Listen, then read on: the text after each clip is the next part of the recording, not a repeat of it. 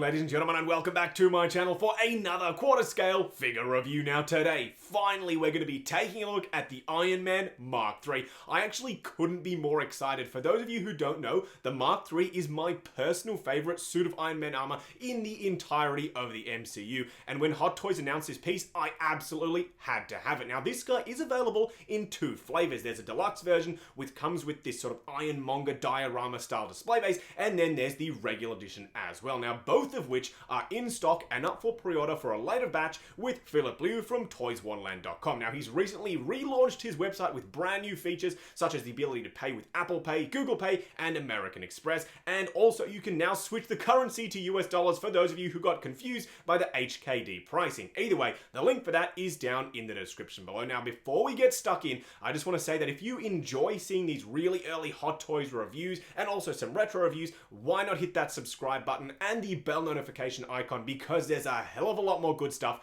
coming your way. Either way, what we're going to do now is get all of Iron Man's accessories out here and take a look at everything he comes with. And here we have all of the Mark III's accessories. Now you're probably thinking to yourself right about now, wait Justin, where are all the rockets and missile pieces and flares and stuff like that? Well, let me just say, they didn't include them as swap out accessories. They are built into the suit, so they saved a little bit of money in terms of including extra pieces and put the engineering in there to actually have them pop out of the suit itself. I actually really do appreciate that. Either way, let's take a look at part of the exclusive piece first. This of course is the display based little razor extender piece. Now I'm not a huge fan of these. Don't worry, I won't rant and rave like the Darth Vader video. However, the quarter scale figures, in my opinion, are big enough. They don't even need these pieces at all. It just makes them unnecessarily tall. Either way, that's all I'll say about it. The paintwork looks really good throughout, and as you can see, it's got a motif of like the Ironmonger's chest there with the arc reactor on the inside, and then a bit of his arm as well. Now, it does have a light up section, so turning that on, as you can see, some LED spotlights underneath. The little arc reactor on the front does light up, and then on the top, a very subtle sort of glow to the top as well. So I really do appreciate how that looks. Now, the other piece that goes in conjunction with that is the Ironmonger arm. Let me just say, this thing is huge. It's basically the size of like a child's hand. That is absolutely crazy. The paintwork is good enough. However, the sculpting is a little bit soft, and that's just because this is made of that softer sort of PVC style material that Hot Toys always uses for their little diorama accessories. Now, this piece can actually plug on to this display base right here. You can see there's a little plug point, and then when you plug it in, it basically looks like that. You can have it sitting atop the display base, and it looks like the Ironmonger is sort of wrapped around the display base itself. I actually really appreciate the way that looks. I just wish the thing wasn't so darn tall. I might find a way to include that just with this regular display base, which I actually prefer. As you can see, a brown sort of wash over the top. It looks like rusty old steel.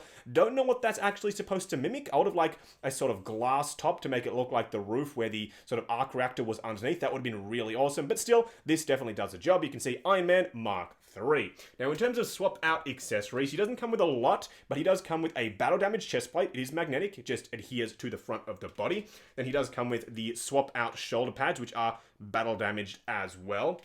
And then he does come with the swap out head sculpt. Now this piece right here does come off. You can see there's detail on the inside. This is the more battle damage of the two faceplates. And then underneath there is an absolutely outstanding Robert Downey Jr. likeness. I think this looked really, really good. They have definitely taken that 1/6 scale version that we got recently with the Mark VII, upscaled it and improved the paintwork. This looks absolutely fabulous. You can also see some tech detail on the inside there. And of course you can pop the faceplate on top because it is magnetic and complete the look quite nicely. Now, in terms of hands, he does come with a pretty straightforward array. He does come with the articulated ones, and then, of course, the repulsor blast hands. I've always wondered, though, in the movie, how do these pieces move? If they're, of course, made of metal, then how would they flex like that? Very interesting in terms of the design of that. However, they did have to use the swap-out hands to replicate the repulsor blast. Either way, that's pretty much it for the accessories. The rest are just sort of related to the stand itself. What we're going to do now is get the Mark III out here and take a closer look. And here we have the Mark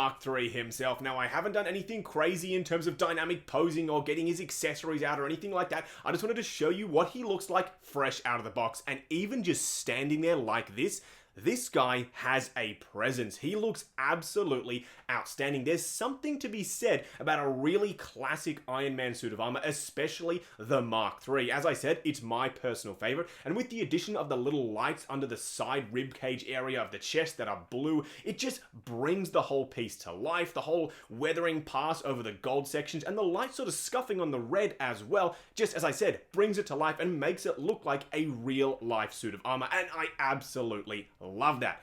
Either way, what we're going to do now is punch in and take a closer look at the details. Punching in to take a closer look at the details on the Mark III. This thing, up close and personal, looks just as good as it did from afar. The detail really does hold up, and being a quarter scale piece, they can put stuff in here that you wouldn't even expect. First things first, let's talk about the missile pods that can pop out. Now, you do have to sort of situate the arm so it's out of the way, but you can move this panel right here, and then the little missile pods can come out, and then you can close it back up. It does take a little bit of effort to get them situated just right, but when you do, it looks really good. Very flawless and very seamless, which I do appreciate. No sort of swapping out of bits and pieces. And again, this is something that I don't think you can really achieve in 1/6 scale without being too floppy and awkward like the original plastic Mark III. I'm pretty sure it did have those features. Now, in terms of the light up effect, you can see the eyes are lit up, the chest reactor is lit up as well, and does have some blue lights on the side here. Now, these panels can actually open and move around. I don't know exactly why. I think in the movie when he was sort of suiting up, these pieces did sort of move around a little bit.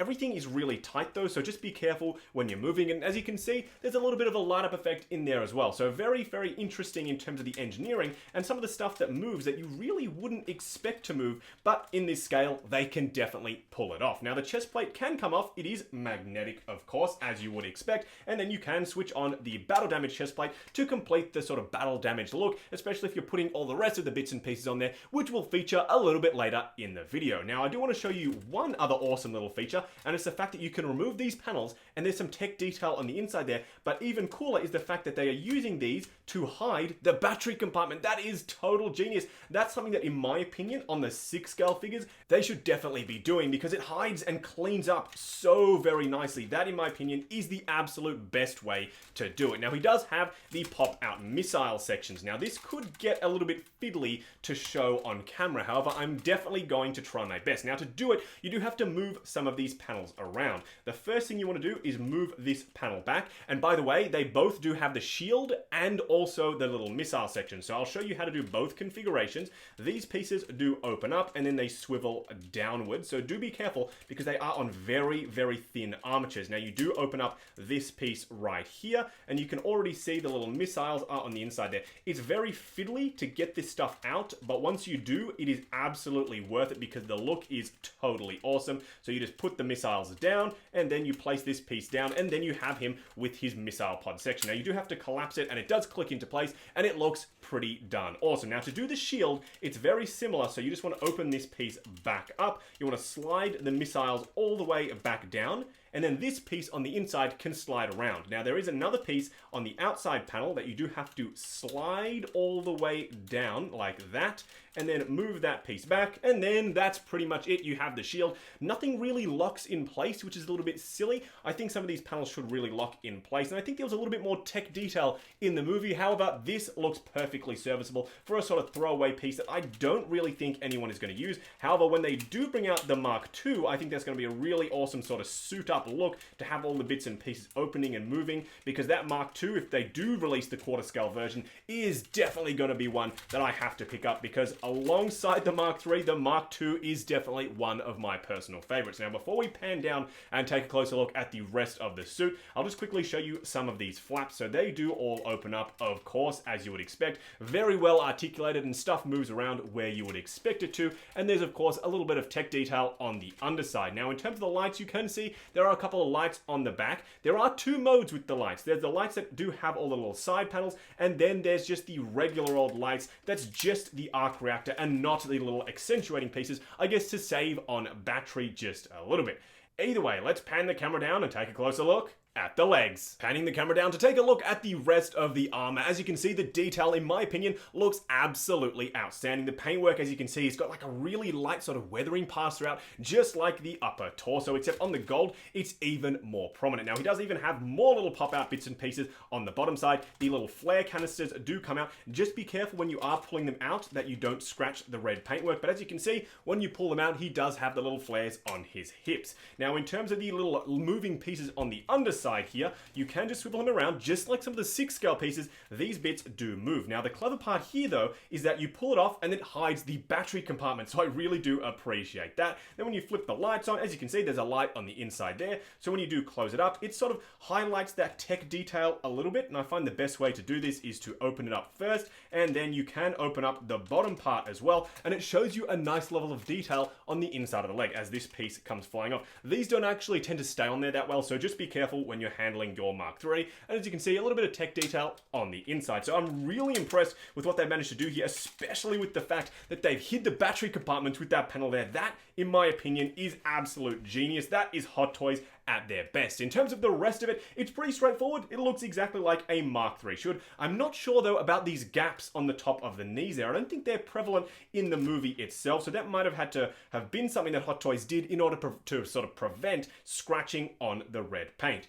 Either way, that's pretty much it for the legs. What we're going to do now is get another quarter scale figure out here and do a quick side-by-side comparison. Now, for a quick side-by-side comparison, here is the quarter scale Mark 45 compared to the Mark III. Now, as you can see, unlike with the 6 scale line, there isn't a huge height disparity between the two. They're pretty much the exact same size, give or take a couple of millimeters on the head, and that could even be down to posing and how I have the legs situated. So I really do like that the height is relatively consistent between these two, and I assume that's pretty much the same thing with the 42 and the 43 as well. So I really do like that Hot Toys is keeping the line within the right sort of scale for all of their quarter scale releases. Moving on to the 3 cool and 3 annoying things with the quarter scale Mark III. The first annoying thing, and I know it's a little bit silly, but it's the fact that the battle damage is only on the chest plate, the shoulder pads, and the actual face plate itself. The rest of the armor is still relatively clean. It's scuffed up enough to sort of, in your mind's eye, imagine this being a battle damage version. However, I still think it's just a little bit too clean. The second annoying thing has to do with the arc reactor. Now, on the previous quarter scale releases, it did have a swap out white section, so when you plugged it in, it looked like this was lit up all the time. I really wish they did that with the Mark III. The third annoying thing is how easily these pieces pop off. That literally required no effort at all. So when you're trying to open up the flaps, they just come off all the time. I really wish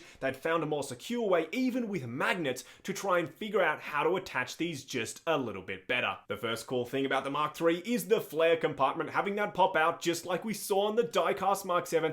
I absolutely love that. It's very iconic, having that scene when he was being chased by the F-22s and the flares popped out. I absolutely love it. The second cool thing, and it has to do with articulation. Now, I don't go through articulation in my videos, however, I did want to point this piece out. As you can see, the actual thigh itself pops down and you don't have to move the leg down. You can, of course, do that. However, this is a little bit simpler and hides a little bit better. The third cool thing is, of course, the tech detail underneath the battery compartment panels. I love this. This is something that I really hope Hot Toys continue, especially on their 6 scale figures. Just wrapping up on the quarter scale Mark III. Now, I'm sure, to nobody's surprise, I am blown away with what Hot Toys have done here. Every little detail has been thought out and thought out again to the nth degree. They really are showing that they absolutely love the Iron Man character. The engineering in this piece is just outstanding. The fact that they were able to include all of the accessories such as the sort of wrist rocket pieces, the wrist shields on both arms, and do that so seamlessly, the shoulder mounted missile pods, all of the lights including the blue accent lighting. When you remove the battery compartments, there's detail in there. It's stuff like that that just goes to show how much Hot Toys really do care about Iron Man, and they should, because this is definitely their flagship quarter scale figure, and I'm almost prepared to say their flagship Iron Man figure. This is absolutely outstanding. It is just that good. Now, if you do want to pick up your very own quarter scale Iron Man figure, he is in stock in either the regular or exclusive editions right now with Philip Liu from ToysWonderland.com, and the link link for that is down in the description below, so definitely check him out. He has a whole bunch more options in terms of how you'd like to pay for your figures, in terms of Apple Pay, Google Pay, American Express, PayPal, and a whole lot more. Check out the links down below. Also check out 6 Scale Network, the brand new awesome Facebook group. Come along, chat figures, share photos of your collection, and participate in giveaways with the Diecast Mark 7 giveaway going on right now. Also check out Justin and Steph, our brand new second channel for behind the scenes videos, vlogs, videos on our adventures, videos on our travel, and a whole bunch more. Link is down below. Like, comment, and subscribe, and we'll catch you in the next video.